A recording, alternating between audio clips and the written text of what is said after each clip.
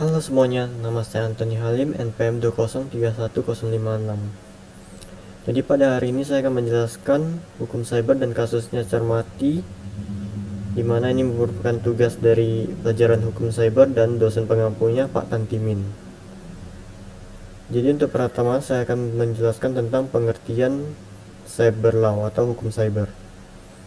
Cyber law adalah aspek hukum yang ruang lingkupnya meliputi setiap aspek yang berhubungan dengan orang, perorangan, atau subjek hukum yang menggunakan dan memanfaatkan teknologi internet yang dimulai pada saat online dan memasuki dunia cyber atau maya. Cyber law ini merupakan istilah yang berasal dari cyberspace law. Istilah hukum diartikan sebagai pedanan dari kata cyber law yang saat ini secara internasional digunakan untuk istilah hukum yang terkait dengan pemanfaatan IT. Istilah lain yang juga digunakan adalah hukum IT atau Law of Information Technology, hukum dunia maya Virtual World Law, dan hukum maya antara. Secara akademik, terminologi cyber law belum menjadi teknologi yang umum. Terminologi lain untuk tujuan yang sama seperti the law of internet, law and the information superhighway, information technology law, the law of information, dan lain-lain. Yang kedua, saya akan menjelaskan tentang Jonathan Rosewarner membagi ruang lingkup cyber law-nya. Jadi Jonathan Rosewarner membagi ruang lingkup cyber law dalam beberapa hal, diantaranya copyright atau hak cipta, trademark atau hak merek, defamation atau pencemaran nama baik, hate speech atau penistaan, penghinaan atau fitnah, hacking, viruses, illegal access atau penyerangan terhadap komputer lain, regulation internet resource atau pengaturan sumber daya internet, privacy atau kenyamanan pribadi, duty care atau kehati-hatian, criminal liability atau kejahatan menggunakan IT, procedural issues atau yurisdiksi, pembuktian, penyelidikan, dan lain-lain, electronic contract atau transaksi elektronik, pornografi, robbery atau pencurian lewat internet, consumer protection atau perlindungan konsumen, dan e-commerce, e-government juga, atau pemanfaatan internet dalam keseharian. Yang ketiga, saya akan menjelaskan tentang tujuan cyber law. Cyber law sendiri diperlukan untuk menanggulangi kejahatan cyber. Cyber law sendiri sangat berkaitan dengan upaya pencegahan tindak pidana ataupun penanganannya. Cyber law akan menjadi dasar hukum untuk proses penegakan hukum dalam sarana elektronik dan komputer. Dengan kata lain, cyber law sangat dibutuhkan karena menurut pihak yang pro terhadap cyber law, sudah saatnya Indonesia memiliki cyber law. Mengingat hukum-hukum tradisional tidak mampu mengantisipasi perkembangan dunia maya yang pesat. Yang keempat, saya akan menjelaskan jenis-jenis cybercrime dan perlindungan hukumnya. Menurut Organization of European Community Development atau OECD, cybercrime adalah sebuah bentuk akses ilegal terhadap suatu transmisi data. Itu artinya semua bentuk kegiatan yang tidak sah dalam suatu sistem komputer termasuk dalam suatu tindak kejahatan. Rata-rata kita akan membahas jenis-jenis cybercrime beserta aturannya. Mari terlebih dahulu kita lihat definisi dari cybercrime. Menurut OECD, cybercrime adalah sebuah bentuk akses ilegal terhadap suatu transmisi data. Semua bentuk kegiatan yang tidak sah dalam suatu sistem komputer termasuk dalam suatu tindak kejahatan. Dan menurut KBBI atau Kamus Besar Bahasa Indonesia, peretas memiliki makna diantaranya orang yang terobsesi untuk mengetahui lebih banyak tentang komputer atau orang yang mengakses komputer orang lain tanpa izin. Biasanya tanpa dengan bantuan teknologi komunikasi seperti crime-nya, pencurian data biasanya dilakukan untuk memenuhi kepentingan komersial karena ada pihak lain yang menginginkan data rahasia pihak lain. Tindakan ini untuk bersifat ilegal masuk ke dalam aktivitas kriminal karena bisa menimbulkan kerugian material yang berujung pada kebangkrutan suatu lembaga atau perusahaan. Yang kedua, cyber terrorism. Cyber terrorism merupakan tindakan Cybercrime yang sedang banyak diperangi oleh negara-negara besar di dunia termasuk Indonesia. Pasalnya, aktivitas cyberterorisme kerap kali mengancam keselamatan warga negara atau bahkan stakeholder yang mengatur jalannya pemerintahan. Yang ketiga, hacking. Tindakan berbahaya yang kerap kali dilakukan oleh para programmer profesional ini biasanya secara khusus mengincar kelemahan atau celah dari sistem keamanan untuk mendapatkan keuntungan berupa materi atau kepuasan pribadi. Jika menilik dari kegiatan yang dilakukan, hacking sebenarnya tidak selalu memiliki konotasi buruk, karena ada pula hacker positif yang menggunakan kemampuannya untuk kegiatan bermanfaat dan tidak merugikan.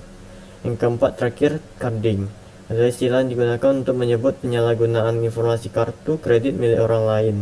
Para carder biasanya menggunakan akses kartu kredit orang lain untuk membeli barang belanjaan secara online, kemudian barang gratisan tersebut dijual kembali dengan harga murah untuk mendapatkan uang. Cybercrime diatur dalam Undang-Undang Transaksi Elektronik Nomor 8 Tahun 2011, sebagaimana telah diubah menjadi Undang-Undang Nomor 19 Tahun 2016 atau UU ITE. Khususnya pada pasal 27 sampai 30 mengenai perbuatan yang dilarang. Lebih lanjut, aturan tentang hacking diatur dalam pasal 30 ayat 1, 2, dan 3, mengatakan bahwa yang pertama, dengan sengaja tanpa hak dan tanpa hak atau melawan hukum mengakses dan atau sistem elektronik orang lain dengan cara apapun. Yang kedua, dengan sengaja dan tanpa hak atau melawan hukum mengakses komputer dan atau sistem orang lain dengan cara apapun untuk tujuan memperoleh informasi elektronik dan dokumen elektronik. Yang ketiga, dengan sengaja dan tanpa hak atau melawan hukum mengakses komputer dan sistem elektronik dengan tujuan melanggar, menerobos, melampaui, menjebol sistem pengaman. Lebih lanjut, sanksi bagi yang melanggar ketentuan pasal 30 UU ITE diatur di dalam pasal 46 UU ITE berupa ayat 1, pidana dengan pidana penjara paling lama 6 tahun dan denda paling banyak 600 juta rupiah. Ayat 2, dipidana dengan penjara paling lama 7 tahun dan atau paling banyak 700 juta rupiah. Ayat ketiga, dipidana dengan pidana penjara paling lama 8 tahun dan atau denda paling banyak 800 juta rupiah. Dan yang terakhir, saya akan menjelaskan contoh kasusnya. Jadi salah satu contoh kasusnya adalah data pengguna aplikasi pinjaman online cermati.com disebut bocor dan dijual di internet. Sekitar 2,9 juta data pengguna platform teknologi finansial atau fintech asal Indonesia, Cermati, dikabarkan diretas dan dijual bebas di dunia maya. Data tersebut dijual melalui forum hacker bersama 34 juta data dari 17 perusahaan lainnya. Menurut pendiri komunitas Ethical Hacker Indonesia, Teguh Aprianto, 2,9 juta data pengguna Cermati yang dijual bebas mencakup nama lengkap, nomor induk kependudukan, NPWP, alamat, nomor telepon, nomor rekening, nama ibu kandung pengguna, hingga pekerjaan. Teguh mengatakan data-data pengguna Cermati tersebut dijual seharga $2.200 Amerika Serikat atau sekitar 32 juta rupiah. Sebagai informasi, Cermati merupakan startup yang bergerak di bidang teknologi keuangan. Perusahaan ini menyediakan informasi untuk membantu pengguna menemukan produk keuangan terbaik. Cermati juga menyediakan akses data ke ribuan produk keuangan secara gratis untuk memudahkan pengguna membuat keputusan finansial yang cermat. Tanggapan pihak Cermati tentang kasus ini sendiri diakui oleh pihak Cermati melalui email blast kepada para pengguna yang dikirimkan 31 Oktober lalu. Dalam surat elektronik tersebut, mereka mengakui bahwa ada pihak yang ingin menyusup ke sistem Cermati secara ilegal. Meski demikian, tidak disebutkan secara gamblang apakah data penggunanya ada yang berhasil dibobol atau tidak. Begitu juga jumlah 2,9 juta data pengguna yang disebutkan dalam laporan di atas. Kami mendeteksi adanya akses tidak sah ke dalam platform kami yang mengandung data dari sebagian pengguna cermati.com, ujar pihak Cermati dalam surat elektronik. Hal ini menjadi perhatian yang sangat serius bagi kami dan kami telah mengambil langkah-langkah penanganan untuk meningkatkan sistem keamanan kami, imbuh mereka. Adapun salah satu langkah penanganan yang ditempuh adalah menggandeng Badan Siber dan Sandi Negara untuk menginvestigasi kasus kebobolan data ini. Pihak Cermati juga bekerja sama dengan ahli keamanan eksternal independen untuk meningkatkan keamanan platform secara menyeluruh sehingga kasus ini tidak terulang kembali. Cara lainnya untuk meningkatkan keamanan adalah menghindari penggunaan password yang sama untuk akun berbeda. Tujuannya supaya tak semua akun online bisa diakses apabila satu password sudah berhasil ditebak hacker.